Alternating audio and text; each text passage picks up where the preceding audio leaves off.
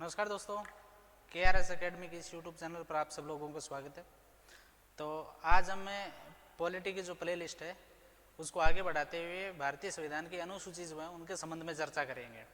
ये अनुसूची वाला जब वीडियो कंप्लीट हो जाएगा उसके बाद में संविधान की व्यवस्थित शुरुआत अर्थात संविधान के नंबर 1 आर्टिकल से हम इसको कंटिन्यू करेंगे। तो आज की क्लास में हम पढ़ते हैं भारतीय संविधान की अनुसूचियाँ। ये जाहिर तौर पर साफ है कि भारतीय संविधान के प्रारंभिक तौर पर 8 अनुसूची थी।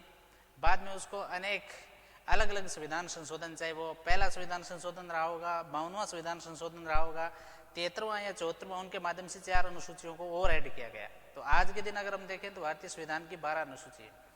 इन 12 अनुसूची के दृष्टिकोण से बात करें तो इनके विषयों को लेकर प्रश्न पूछे जा सकते हैं। इनके संबंध में जो संविधान संशोधन हुए उनके संबंध में भी प्रश्न पूछे जा सकते हैं। और अगर मैं कल RAS भर्ती परीक्षा 2023 प्री एग्जाम की बात करूं तो अनुसूची से 2 प्रश्न पूछे गए थे, एक प्रत्यक्ष पूछा गया था, एक अप्रत्यक्ष पूछा गया था।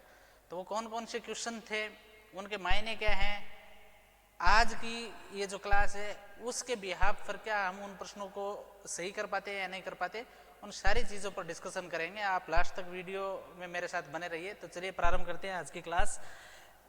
टॉपिक्स जो है वो भारतीय संविधान की अनुसूचियाँ हैं। इसके प्रारंभिक तौर पर एक भूमिका बनाई गई है कि भारतीय संविधान में कुल 12 अनुसूचियाँ हैं, किंतु मूल संविधान में अनुसूचियों की संख्या 8 थी। ये मैं पहले भी डिस्कशन कर चुका हूँ। ओरिजिनल रूप से जब संविधान बना था, मौलिक संविधान, या हम यूँ कह सकते हैं कि 26 नवंबर 1949 को जो बना था और 26 जनवरी 1950 को जो लागू हुआ था, उस संविधान में अनुसूचियों की संख्या 8 ही थी। एक्सटेंड करके इसके बाद में जो है इनके क्रम को बढ़ाया गया और वर्तमान में 12 हैं। शेष अनुसूचियाँ कालांतर में संविधान संशोधन के माध्यम से संविधान में जोड़ी गई है। अब ये बात इसी स्टेटमेंट से स्पष्ट हो गई कि कोई भी अगर अनुसूची जोड़नी हो तो उसके लिए संविधान में संशोधन आवश्यक है। 4 अनुसूची जुड़ी है, चारों के लिए 4 बार संविधान में संशोधन किया गया और वो भी अलग अलग है। पहला संविधान संशोधन, 52वां संविधान संशोधन, 73वां संविधान संशोधन और 74वां संविधान संशोधन, और उन्हीं के माध्यम से अनुसूचियों का निर्माण किया गया है। तो अब हम 1 बाय 1 एक एक अनुसूची के बारे में पढ़ेंगे, उसका विषय क्या है और उन विषयों की व्याख्या भी हम करने वाले हैं। तो देखिए, अगर हम पहली अनुसूची की बात करें तो इसमें राज्य व संघ शासित प्रदेशों के नाम व सीमाओं का उल्लेख है। अब यहाँ एक संयोग कह सकते हो आप। वैसे तो अनुसूचियाँ जो है वो संविधान के भागों से मैच नहीं करती है, लेकिन पहली अनुसूची संविधान के पहले भाग से एकदम एजिट मिलती है, क्योंकि संविधान का जो पहला भाग है 1 नंबर से लेकर 4 नंबर तक आर्टिकल है, वही बात भारत के संविधान की अनुसूची पहली के अंदर बताई गई। क्योंकि प्रथम भाग जो है वो भारत के नाम को लेकर है, जो हाल ही के अंदर एक बहुत बड़ा डिस्प्यूट चला था और चर्चाएं भी हुई थी, मिथक भी बहुत सारे लोगों ने जोड़े थे कि इंडिया और भारत में कुछ परिवर्तन होने वाला है, जो आर्टिकल नंबर 1 में है। 2 नंबर में सीमाओं की बात करी गई है, 3 नंबर में नाम बदलने की बात करी गई और 4 नंबर में संविधान संशोधन अगर राज्य के संबंध में हो। तो वैसी सी बात यह संविधान की अनुसूची में है कि पहले में राज्यों व संघ शासित प्रदेशों के नाम। अब कितने राज्य होंगे, कितने केंद्र शासित प्रदेश होंगे, उनके नाम क्या हैं, इन बारे में उल्लेख पहली अनुसूची में। और उसके साथ साथ उनकी बाउंड्री, सीमाएं जो है, सीमाएं और उनका एरिया, क्षेत्रफल की जो बात है वो संविधान की पहली अनुसूची में। तो प्रथम अनुसूची जो है वो राज्य व संघ शासित प्रदेशों के संबंध में है। दूसरी अनुसूची संचित निधि पर भारित वेतन है। अब वैसे तो ये देखिए, संविधान के भाग नंबर 12 या 13 के अंदर पढ़ेंगे, आर्टिकल 266 जब हम पढ़ते हैं तो वहाँ 2 निधियों का जिक्र किया गया है। एक होती है संचित निधि और एक होती है आकस्मिक निधि। अब ये जो संचित निधि होती है वो भारत सरकार के जो खर्चे हैं उनको रेगुलराइज करने के लिए बनाई जाती है। अचानक से अगर पैसे की जरूरत पड़ जाए, जैसे कोई बाढ़ है, कोई भूकंप है, या फिर कोई प्राकृतिक आपदाएं आ जाए, इसके साथ साथ कोई महामारी आ जाए, किसी दूसरे देश के द्वारा अटैक कर दिया जाए, या अपने देश को युद्ध करने के लिए विवश होना पड़ जाए, ऐसी परिस्थिति के अंदर जब अचानक से पैसे की जरूरत पड़ती है तो वो आकस्मिक निधि से धन खर्च किया जाता है। यहाँ दूसरी अनुसूची जो है वो संचित निधि के संबंध में है। संचित निधि पर भारित वेतन के बारे में बात करी गई है और उसमें यह बताया गया है कि संचित निधि पर भारित जो वेतन होता है वो भारत की संचित निधि से किस किस पदाधिकारी को पेमेंट्स दी जाती है और राज्य की संचित निधि से किस किस पदाधिकारी को पेमेंट दी जाती है। अब अगर हम केंद्र की बात करें तो केंद्र से राष्ट्रपति को जो वेतन है भारत की संचित निधि से मिलता है। 2 नंबर चीज देखिए, यहाँ एक कंफ्यूज करने वाला टॉपिक्स है, राज्यसभा के यहाँ सभापति नाम लिखा गया, उपराष्ट्रपति का उल्लेख नहीं है। तो जाहिर तौर पर सीधी सी बात है, क्योंकि सभापति को ही वेतन मिलता है, उपराष्ट्रपति का कोई वेतन ही नहीं होता। हालांकि व्यक्ति एक ही होता है, वो जो व्यक्ति है, या वर्तमान हम जगदीप धनखड़ साहब की बात करें, वो राज्यसभा के सभापति भी हैं और भारत के उपराष्ट्रपति भी है। परंतु उनको जो 4 लाख रुपए मासिक वेतन मिलता है वो वेतन भारत की संचित निधि से भारत राज्यसभा के सभापति के तौर पर दिया जाता है। भारत के राष्ट्रपति का कोई भी वेतन निर्धारित नहीं है। और सभापति के साथ साथ जो उप सभापति होते हैं, डॉक्टर हरिवंश वर्तमान में उप सभापति है, दूसरे कार्यकाल के लिए वो चुने गए हैं, तो उनका वेतन भी भारत की संचित निधि से। इसके साथ साथ लोकसभा के अध्यक्ष और लोकसभा के उपाध्यक्ष, इनका वेतन भी भारत की संचित निधि से दिया जाता है। सर्वोच्च न्यायालय के न्यायाधीश, इसमें भारत के मुख्य न्यायाधीश और अन्य न्यायाधीश जो सुप्रीम कोर्ट के अंदर अपनी सेवा दे रहे हैं, उनकी बात करी गई है। इसके साथ साथ भारत के नियंत्रक एवं महालेखा परीक्षक CAG कैग जो है, अब कैग के संबंध में कल एक क्वेश्चन आया था, कैग की नियुक्ति शक्तियों को लेकर मिलान करने वाला, और ये जो कैग है वो संविधान के भाग नंबर 5 में 148 से लेकर और 151 नंबर आर्टिकल तक इसका उल्लेख किया गया। वर्तमान में डॉक्टर राजीव कुमार भारत के नियंत्रक एवं महालेखा परीक्षक है, इनको जो वेतन मिलता है वो भी किससे मिलता है? संचित निधि से मिलता है। अब अगला जो स्टेटमेंट है वो थोड़ा ध्यान से देखिए। उच्च न्यायालय के न्यायाधीशों को पेंशन, देखिए ऊपर बात करी जा रही थी वेतन की, जबकि यहाँ जो तथ्य है वो किसको लेकर है? पेंशन को लेकर है। तो पेंशन जो है वो संघ की संचित निधि से दी जाती है। इसका मतलब ये हुआ कि न्यायाधीशों को जो वेतन है वो राज्य सरकार देती है। वो इसलिए देती है क्योंकि वो किसी राज्य के अंदर सेवा दे रहे होते हो, क्योंकि उस हाई कोर्ट का जो अधिकार क्षेत्र है ना, वहाँ का राज्य होता है और राज्य के लोगों के लिए सेवाएं दी जाती है, इसलिए उनको जो वेतन मिलता है वो राज्य सरकार से मिलता है। परंतु वो कर्मचारी भारत सरकार के हैं और जिस दिन वो सेवा से मुक्त हो जाते हैं, सेवानिवृत्त हो जाते हैं, तो सेवानिवृत्ति के बाद में जब उनकी पेंशन का प्रावधान है वो भारत की संचित निधि से किया गया है। इसके पैरेलल अगर हम राज्य की संचित निधि से बात करें तो राज्य के राज्यपाल को वेतन राज्य की संचित निधि से मिलता है। विधान परिषद के सभापति और उप सभापति जो होते हैं उनको वेतन भी राज्य की संचित निधि से मिलता है। विधानसभा के अध्यक्ष और उपाध्यक्ष, ये जो हैं इनके वेतन का प्रावधान भी राज्य की संचित निधि से है। और देखिए ये बात वापस मैच कर गई कि उच्च न्यायालय के न्यायाधीश, अब उच्च न्यायालय के न्यायाधीश कर्मचारी वास्तव में भारत सरकार के हैं, लेकिन वेतन उनको कौन देगी? राज्य सरकार देगी। वेतन की अगर बात आ जाएगी तो वेतन देगी राज्य सरकार, जिस राज्य के अंदर वो पदस्थापित है। और पेंशन की बात आ जाएगी तो पेंशन उसको कहाँ से मिलेगी? भारत की संचित निधि से मिलेगी। यहाँ ये आप ठीक तरीके से देख रहे हैं, शायद पेंशन लिखा गया है ना कि वेतन लिखा गया है, ठीक है।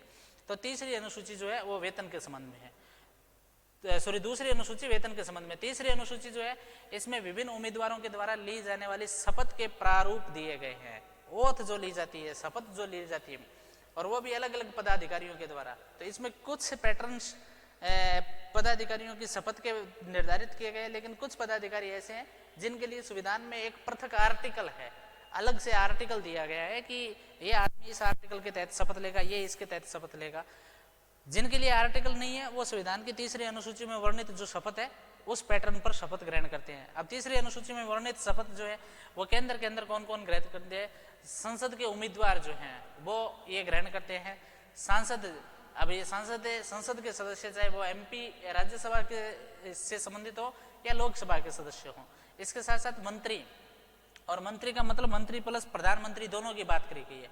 सर्वोच्च न्यायालय के न्यायाधीश, भारत के नियंत्रक व महालेखा परीक्षक, ये इतने पदाधिकारी है। ये अनुसूची 3 जो है उसके अकॉर्डिंग क्या लेते हैं? शपथ लेते हैं। जबकि यहाँ देखिए आगे जो चीज लिखी गई है, एक यहाँ राष्ट्रपति का जिक्र किया गया है। राष्ट्रपति जो है उनकी शपथ का प्रावधान है वो आर्टिकल 60 में है। उपराष्ट्रपति है, शपथ का प्रावधान 69 में है। और इसके साथ साथ राज्यपाल की जो शपथ है वो 159 के अंतर्गत दिया गया है, ठीक है। तो इन 3 पदाधिकारियों के लिए अलग से आर्टिकल की व्यवस्था करी गई है। जबकि अगर हम बात करें मंत्रियों की, प्रधानमंत्री की, संसद के सदस्यों की, संसद के उम्मीदवारों की, नियंत्रक एवं महालेखा परीक्षक की, या फिर हम यूं कह सकते हैं कि हमारे सुप्रीम कोर्ट के जो न्यायाधीश है वो पैटर्न अनुसूची में जो निर्धारित 3 में जो निर्धारित किया गया उसके अकॉर्डिंग ओथ टेकिंग सेरेमनी होती है, शपथ ग्रहण समारोह होता है। स्टेट्स की अगर हम बात करें तो MLA और MLC के जो उम्मीदवार हैं उनके द्वारा ये शपथ ग्रहण करी जाती है। जब चुनाव के बाद में MLA और MLC वो फाइनलाइज हो जाते हैं तो उनके द्वारा जो शपथ ली जाती है वो। इसके साथ साथ राज्य के मंत्री प्लस CM जो होते हैं वो, और उच्च न्यायालय के न्यायाधीश, इनकी शपथ भी अनुसूची 3 में निर्धारित पैटर्न के अकॉर्डिंग होती है। अब यहाँ एक छोटी सी बात है कि देखिए राज्यसभा के जो सभापति होते हैं प्लस उप सभापति होते हैं, ये हैं तो संसद के सदस्य ही। इनकी जो शपथ होती है वो संसद के सदस्य की शपथ होती है, पृथक से शपथ नहीं होती। संसद के सदस्य के तौर पर शपथ लेते हैं।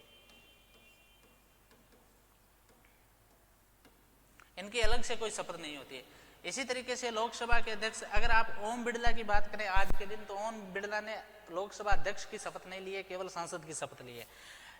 ये इनके लिए अलग से कोई शपथ नहीं होती। विधानसभा के अध्यक्ष और उपाध्यक्ष की भी लिए भी अलग से कोई शपथ नहीं होती।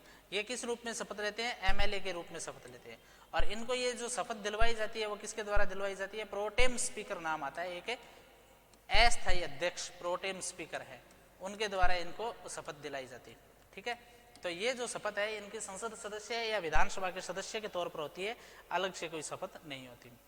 अब चौथी अनुसूची जो है, अब चौथी अनुसूची में राज्यों व केंद्र शासित प्रदेशों के लिए राज्यसभा में सीटों के आवंटन की बात करी गई है। देखो, राज्यसभा के अंदर 250 मेंबर्स अधिकतम हो सकते हैं, ये आर्टिकल 80 नंबर अनुच्छेद में लिखा गया है, 80 नंबर आर्टिकल में लिखा गया है। ठीक है, लेकिन अभी हैं कितने? 245, और 245 भी इस प्रारूप में है, 233 + 12। अब 12 मनोनीत होते हैं और 233 का क्या किया जाता है? चुनाव होता है। अब ये 233 है। कल एक प्रश्न पूछा गया था आरएस के अंदर कि केंद्र शासित प्रदेशों से कितने हैं? 8 है, और राज्यों से फिर कितने बच गए? 225। तो ये जो 233 लोग हैं, इनकी सीटों का निर्धारण है वो कौन सी अनुसूची में बताया गया है? अनुसूची नंबर 4 में बताया गया है। अब अगर हम 8 की बात करें तो 8 जो है वो 3 केंद्र शासित प्रदेशों से है, दिल्ली से है, पांडिचेरी से है और जम्मू कश्मीर से।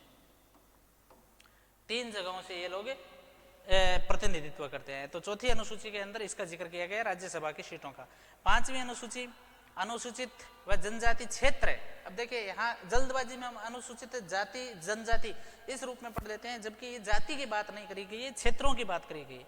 ऐसे बैकवर्ड क्षेत्र जो आदिवासी क्षेत्र जिनको टीएसपी इलाका बोला जाता है, उन टीएसपी इलाके के जो नागरिक होते हैं, भारत के सामान्य नागरिकों की तुलना में उनको थोड़ी सी लिबर्टी मिलती है, थोड़ी सी आज़ादी मिलती है। उनके लिए अलग से रिजर्वेशन होता है, उनके कॉम्पिटिटिव एग्जाम की मेरिट्स कम रहती है, वहाँ सेवा करने के लिए कुछ स्पेशल कंडीशन होती है, इसलिए उनको छूट दी जाती है। और ये छूट 5वीं अनुसूची में वर्णित है। और अनुसूचित क्षेत्रों वाले भारत के अंदर 10 राज्य हैं, उसमें राजस्थान भी इंक्लूड है। राजस्थान, मध्य प्रदेश, गुजरात, हिमाचल प्रदेश, छत्तीसगढ़, अरुणाचल प्रदेश, झारखंड, इस तरीके से आंध्र प्रदेश, ये स्टेट शामिल होते हैं। राजस्थान अपना शामिल है।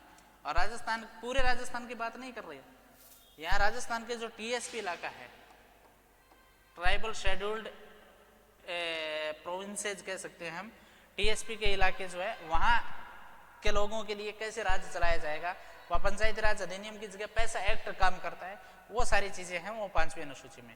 अब 5वीं अनुसूची से मिलती जुलती अनुसूची छठी है, लेकिन छठी के अंदर स्पेशल राज्यों के नाम दे दिए गए, असम, मेघालय, त्रिपुरा व मिजोरम के राज्यों में। अब इनमें भी पूरी बात नहीं है, असम, मेघालय, त्रिपुरा, मिजोरम राज्यों के जनजाति क्षेत्रों में। अब जनजाति का मतलब वही आदिवासी क्षेत्र, टीएसपी इलाका होता है, उनके प्रशासन में नियंत्रण से संबंधित प्रावधान दिए गए हैं। उनका एडमिनिस्ट्रेशन कैसे होगा, उनको कंट्रोल कैसे किया जाएगा। अब देखो, मैं एक सामान्य उदाहरण से बात बताता हूँ। मिजोरम के अंदर जो लोगों को कोयला खोदने की पूरी आज़ादी है, वो लोग जमीन में दबा हुआ कोयला अपने घर क्षेत्र के अंदर, अपने खेत क्षेत्र के अंदर जो है वो उसको खोद सकते हैं, अपने स्व उपयोग के लिए काम ले सकते हैं। जबकि राजस्थान में ऐसा नहीं किया जा सकता, क्योंकि राजस्थान में जमीन के नीचे जो 1 फुट नीचे जो कुछ भी है वो सारा का सारा किसका है? सरकार का है। तो मिजोरम के लोगों के लिए ये जो अथॉरिटी मिली हुई है, ये कौन सी अनुसूची के तहत मिली हुई? छठी अनुसूची के तहत मिली हुई। वहाँ की वन संपदा पर उनको अपनी तुलना में कुछ अलग हम ये कह सकते हैं अधिकार दिए हैं सरकार ने। वो इसलिए दिए हैं कि इन लोगों का जो जनजीवन है ना, वो एक विशेष परिस्थिति में रहने की वजह से बहुत ज़्यादा कॉम्प्लिकेटेड और जटिल है। अगर उन पर इस तरीके की सीमाएं लाद दी जाएगी तो उनका जीना मुश्किल हो जाएगा और वो लोग क्रांति पर उतर आएंगे। इसलिए इस छठी अनुसूची का प्रावधान किया गया। अब किया गया वो 75 साल पहले किया गया, इसको चेंज किया नहीं है, तो इनमें परिवर्तन करने की ज़रूरत है, मैं ये बात समझता हूँ।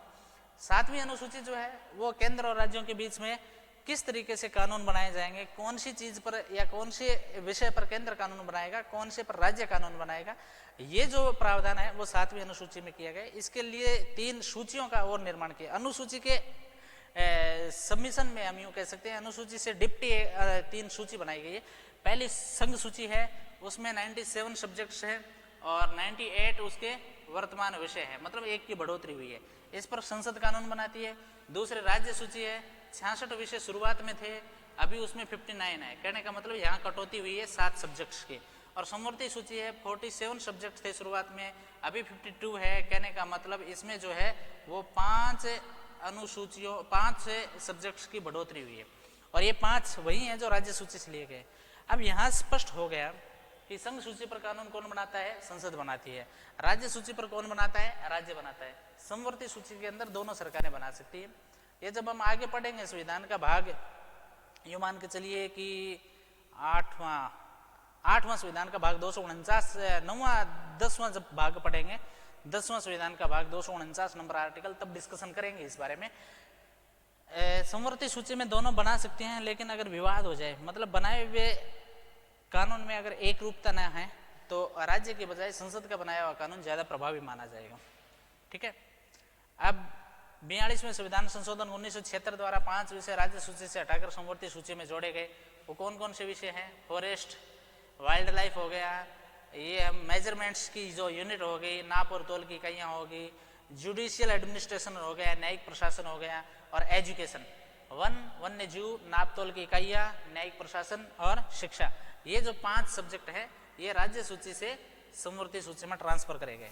8वीं अनुसूची है, इसमें संविधान द्वारा मान्यता प्राप्त भाषाएं। अब देखिए यहाँ बोलियों की बात नहीं करी गई है, भाषाओं की बात करी गई है कि संविधान ने कितनी भाषाओं को मान्यता दे रखी है। और मूल रूप से 14 भाषाएं थी, लेकिन अब इनको बढ़ाकर कितनी कर दी गई है? 22 कर दी गई है। ये ओरिजिनल रूप से 14 थी, लेकिन बाद में 8 भाषाओं को और बढ़ा दिया। अब ये 14 कौन कौन सी है, इनके बारे में अगर हम डिस्कशन करें तो देखिए नेक्स्ट स्लाइड पर ये लिखा गया है। असमिया, बांग्ला, गुजराती, हिंदी, कन्नड़, कश्मीरी, मलयालम, उड़िया, मराठी, पंजाबी, संस्कृत, तमिल, तेलुगु, उर्दू। या असमिया दूसरी बार रिपीट हो गई, मैं एक बार पुनः रिपीट कर देता हूँ। उर्दू, तेलुगु, तमिल, संस्कृत, पंजाबी, मराठी, उड़िया, मलयालम, कश्मीरी, कन्नड़, हिंदी, गुजराती, बांग्ला और असमिया। ये जो मूल रूप से तो थी 14 भाषाएं। अब जैसे जैसे भाषाओं के आधार पर राज्य बनते गए, लोगों ने मांगे उठाई, उसी हिसाब से अन्य भाषाओं को भी जोड़ दिया। राजस्थानी के लिए भी हमें प्रयास करना चाहिए कि इस 23वीं भाषा के रूप में अगर मान्यता मिल जाए तो राजस्थान क्षेत्र के लिए बहुत ज़्यादा फायदेमंद सौदा होगा। अब 2011 में उड़िया का नाम बदलकर ओडिया कर दिया गया था, मतलब उड़ीसा का नाम बदल के ओडिशा किया गया, तो उसी वजह से उड़िया भाषा जो है वो ओडिया भाषा में कन्वर्ट हो गई। सिंधी भाषा है, ये 21वें संविधान संशोधन 1967 के द्वारा संविधान में जोड़ी गई थी। अब यहाँ मैंने शुरुआत में बताई थी, अगर अनुसूची के संबंध में कोई भी परिवर्तन करना हो या अनुसूची की संख्या के संबंध में कोई भी परिवर्तन करना हो तो संविधान संशोधन की जरूरत पड़ेगी।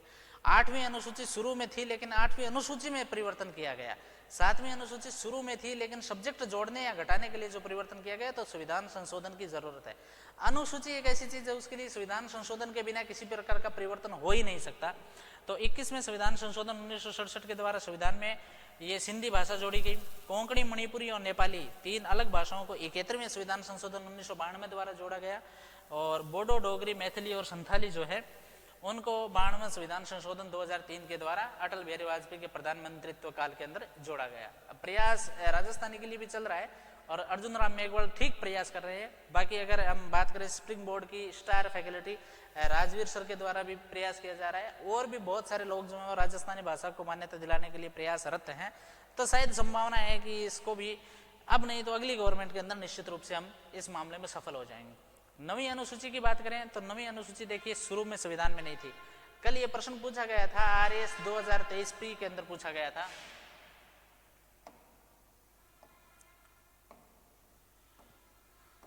RS प्री 2023 में पूछा गया था कि पहले संविधान संशोधन के तहत कौन सी अनुसूची जोड़ी गई।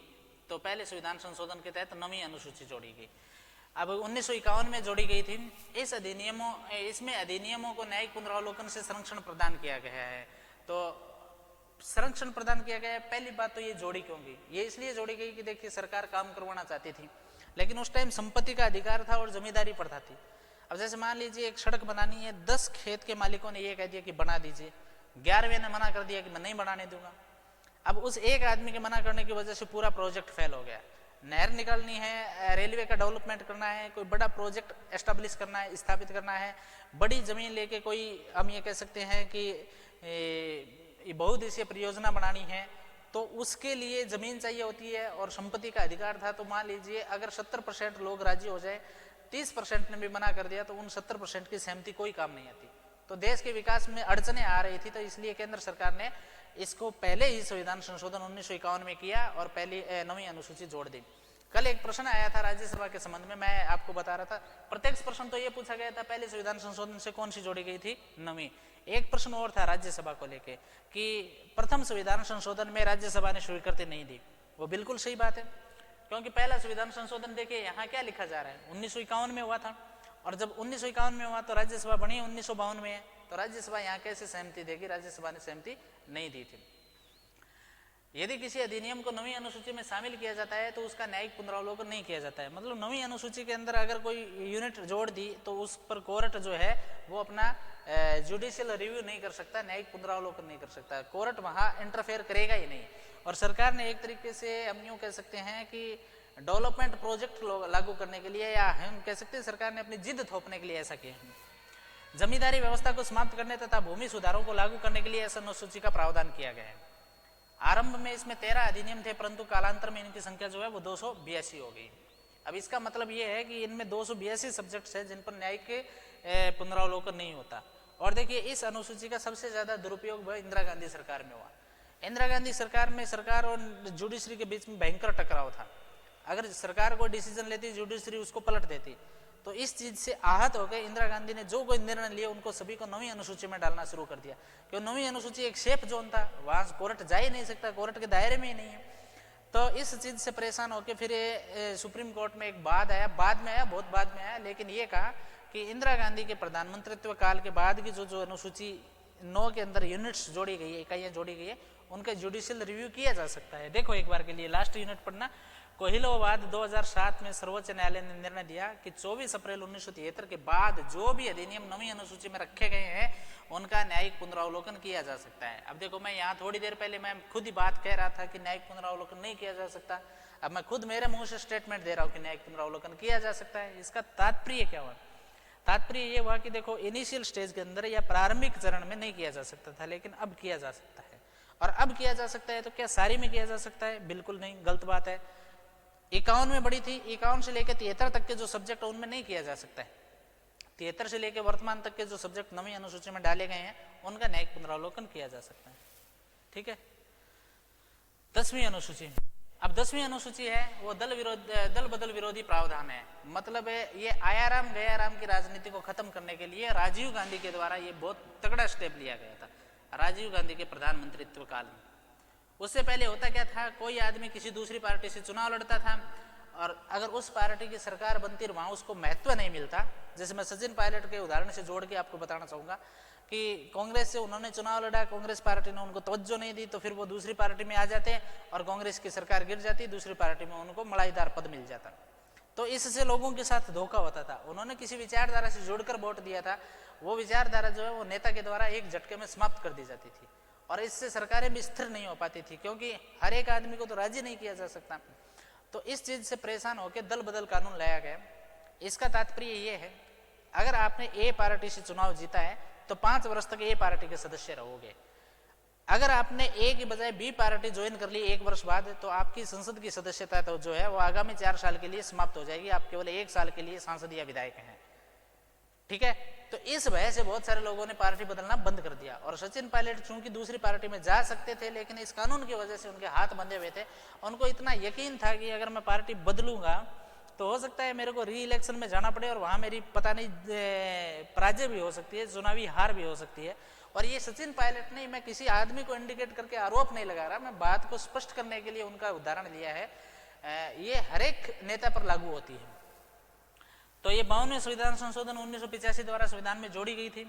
इसमें दल बदल के आधार पर संसद तथा विधानसभा के सदस्यों की निर्हरता से संबंधित प्रावधान है कि अगर कोई आदमी दल बदल कर लेता है तो वो क्या हो जाएगा, अयोग्य हो जाएगा। और इसका निर्धारण जो है वो कौन करता है, पदाधिकारी करता है। संसद का पदाधिकारी जो होता है ना, या हम कह सकते हैं कि संसद के सभापति और लोकसभा के अध्यक्ष के द्वारा किया जाता है। सभापति या अध्यक्ष ये निर्णय करता है और ये निर्वाचन आयोग की सिफारिश पर यह काम किया जाता है। 91वें संविधान संशोधन 2002 द्वारा इसमें कुछ परिवर्तन किए गए। अब देखिए बाद में इसमें कुछ परिवर्तन किए गए। क्या किए गए? यदि कोई सदस्य दल बदलता है तो उसकी सदन की सदस्यता समाप्त हो जाएगी। 1 नंबर बात तो ये है कि अगर कोई पार्टी चेंज करता है तो परमानेंट उसकी मेंबरशिप चली जाएगी। किसी दल के 2/3 सदस्य एक साथ दल बदल कर सकते हैं। अब इसका मतलब ये है कि आप राजेंद्र गुड्डा के एग्जाम्पल से इसको समझ सकते हैं कि अगर 2/3 सदस्य एक साथ पार्टी छोड़ के दूसरी पार्टी में जाना चाहें, जैसे सपोज करो कि मान लीजिए किसी पार्टी के अंदर 30 आदमी है, तो 20 अगर ये चाहे कि हम पार्टी छोड़ के दूसरी पार्टी में जाना चाहते हैं तो वो जा सकते हैं, फिर वहां दल बदल कानून लागू नहीं होगा। राजस्थान में पिछली विधानसभा की बात करें तो 6 आदमी थे, 6 कैंडिडेट्स ऐसे थे जो बसपा के थे, 6 के 6 लोगों ने पार्टी बदल के कांग्रेस में शामिल हो गए, तो वहां उनकी सदस्यता नहीं गई। अगर 6 की बजाय 4 भी होते तो भी नहीं जाती, हाँ अगर 3 होते तो फिर चली जाती। ठीक है, तो 2/3 सदस्य एक साथ दूसरा दल बदल कर सकते हैं। 2014 की मेरे एक घटना याद आ रही है। अरुणाचल प्रदेश में पेमा खांडू नाम के कोई सीएम थे, दोरजी खांडू के बेटे पेमा खांडू थे। दोरजी खांडू का शायद हेलीकॉप्टर दुर्घटना में निधन हो गया था। तो पेमा खांडू ने इस तरीके से अपनी पार्टी का पूरी की पूरी पार्टी का विलय बीजेपी में कर दिया था। तो ऐसा हो सकता है कि अगर 2/3 से ज्यादा सदस्य जाना चाहे तो जा सकते हैं। आप महाराष्ट्र का उदाहरण ले सकते हो, उद्धव ठाकरे की सरकार को देखो, एकनाथ शिंदे ने किस तरीके से गिरा दिया। हालांकि उन्होंने पार्टी नहीं बदली, लेकिन शिवसेना भी 2 भागों में डिवाइड हो गया, एक तरीके से उद्धव की शिवसेना और एक जो है एकनाथ की शिवसेना, ऐसा हो गया। निर्दलीय सदस्य किसी दल में शामिल नहीं हो सकता है। मनोनीत सदस्य 6 माह के अंदर किसी दल में शामिल हो सकते हैं। अब देखिए, जो मनोनयन किया जाता है 12 सदस्यों का जो राज्यसभा में मनोनयन किया जाता है, वो 6 माह के अंदर किसी भी दल में शामिल हो सकते हैं। 6 महीने तक अगर वो शामिल नहीं हुए तो फिर उनको उसी तरीके से ये मनोनयन ही समझा जाएगा। यदि कोई सदस्य व्हिप का उल्लंघन करता है तो 15 दिन के भीतर दल क्षमा नहीं करता, दल बदल का दोषी माना जाएगा। अब देखिए, यहाँ एक नया पॉलिटिकल नाम आ गया, व्हिप। व्हिप का मतलब होता है पार्टी का आदेश, पार्टी आदेश। इसका सीधा सा तात्पर्य ये है कि जैसे मान लीजिए कोई महत्वपूर्ण विधेयक लाया जा रहा है और वहां संख्या बल चाहिए। अब सारे एमपी एमएलए जो है वो सदन में आते नहीं है, तो उनको बुलाने के लिए पार्टी व्हिप जारी कर देती है कि उस दिन आप सारे लोगों को उपस्थित होना है। सपोज करो, जैसे मान लीजिए एक पार्टी के 100 आदमी है, पार्टी ने आदेश जारी कर दिया कि आपको आना ही है। 100 के बजाय वहां 98 आ गए, 2 लोग नहीं आए, तो या तो पार्टी 2 लोगों को 15 दिन में माफ कर देती है, ना आए तो उसके पीछे का रीजन अगर वो ठीक जेन्युइन रीजन प्रस्तुत कर दे तो 2 दिन में उनको 15 दिन में माफ कर देती है। और ऐसी पार्टी का जो नेता होता है सदन के अंदर, वो लोकसभा अध्यक्ष या राज्यसभा के सभापति को ऐसी इंफॉर्मेशन दे देता है। अगर उस पार्टी ने उनको मना नहीं किया तो फिर वो दल बदल के दोषी माने जाएंगे और फिर उनकी सदस्यता रद्द हो जाएगी। उसे क्षमा नहीं करता है, दल उसे क्षमा नहीं करता है तो वह दल बदल का दोषी माना जाता है। अब 11वीं अनुसूची पंचायती राज को लेकर है। पंचायती राज पहले भी था, लेकिन संविधान में ये 1993 में शामिल हुआ। संविधान संशोधन कौन सा किया गया? 73वां। ये 73वें संविधान संशोधन अधिनियम 1992 द्वारा संविधान में 1993 में जोड़ी गई थी। अनुसूची 93 में जोड़ी गई थी, संविधान संशोधन 1992 में हुआ था। और 24 अप्रैल आपने देखा ही होगा पंचायती राज दिवस। अभी 24 अप्रैल आया भी था, 9वीं अनुसूची के अंदर एक तारीख आई थी 1973 की। पंचायती राज दिवस 24 अप्रैल को सेलिब्रेट किया जाता है। इसमें पंचायती राज संस्थाओं को दी गई शक्तियां व उत्तरदायित्व का उल्लेख है। अब पंचायतों को कौन कौन सी लिबर्टी दी है, कौन कौन सी पावर दी गई है। अब जैसे मान लीजिए प्रारंभिक एजुकेशन है, कृषि की बात करें, पशुपालन की बात करें, वनों की बात करें, सॉरी वन तो नहीं है, ये नरेगा जैसे कॉन्सेप्ट की अगर हम बात करें तो ऐसा जो काम है वो जिला परिषद, पंचायत समिति और ग्राम पंचायत मिलकर करते हैं। तो ये जो शक्तियां हैं इनके टोटल 29। अब जैसे काजी हाउस है, या मतलब फाटक जो है ना, पशुओं को, आवारा पशुओं को पकड़ते हैं, काजी हाउस है इनको। तो 29 सब्जेक्ट हैं, जिनमें से राजस्थान सरकार ने 22 दे रखे हैं। 7 सब्जेक्ट राजस्थान ने अपने पास ही रख रखे हैं। और 12वीं अनुसूची है वो 74वें संविधान संशोधन द्वारा जोड़ी गई 1992 में। संविधान संशोधन हुआ और 93 में अनुसूची जोड़ी गई। और इसके अंदर नगरीय प्रशासन की बात करी गई। शहर जो होते हैं और नगरीय प्रशासन जो है वो 3 प्रकार के होते हैं। छोटे लेवल का जो होता है उसको नगर पालिका बोला जाता है।